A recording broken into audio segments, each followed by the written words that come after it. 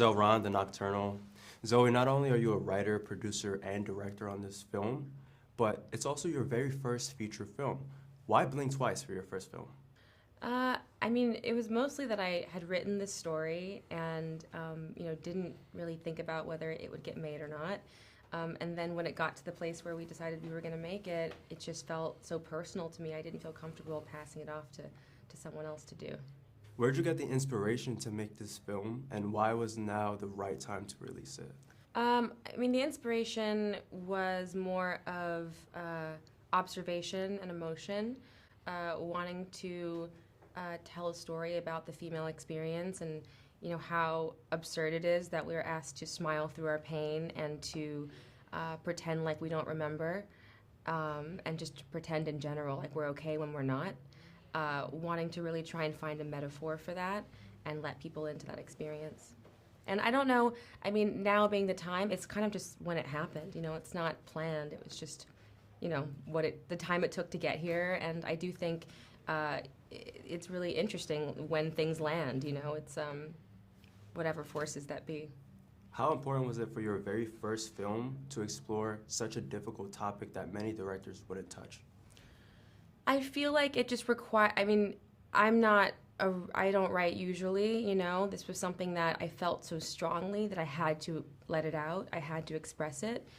So I think for me personally, it required something very important to me and something strong to, get me to work this hard for 7 years, to step out of my comfort zone because it felt like it was bigger than me.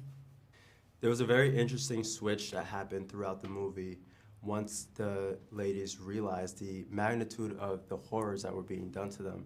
They switch and they sort of team up together, work together, and fight the bad guy themselves, using the most smart and strategic methods that they could think of. Why was that switch so important to show? It's funny. To me, the movie completely changes once that happens. And all of a sudden you're in the women's point of view. I think up until that point you're kind of outside of the story and you're an observer.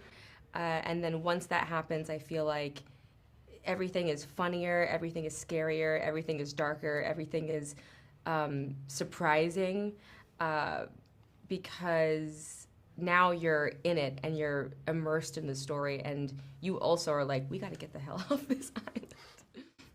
What do you think young women can take away from this movie? I feel like, I hope that women feel seen. I hope that women feel validated. I hope that women are shown it is absurd what we're asked to do. I feel like it's become so normalized. So I hope that it really puts into perspective, how absurd the game is that we've been asked to play. One thing that was repeated throughout the movie was the line, "Forgetting is a gift." How do you personally feel about that? I feel it's like a chicken or the egg question. It's like if a tree falls in the woods, and no one's there to hear it. It's kind of that question. So I don't have an answer to it. If something is forgotten, that doesn't mean it didn't happen. And I do believe that trauma lives in your body. So I don't really think it. I don't know. I don't know. It's an existential question. I guess that's what makes it interesting. What was it like working with your partner Chan Tatum on this film? It was great. It was awesome. We had a really good time working together. We felt so comfortable with each other. We were able to support each other. And I think because there was so much trust there, we were able to push each other, past our boundaries. And I think that's, really important for artists to be able to do.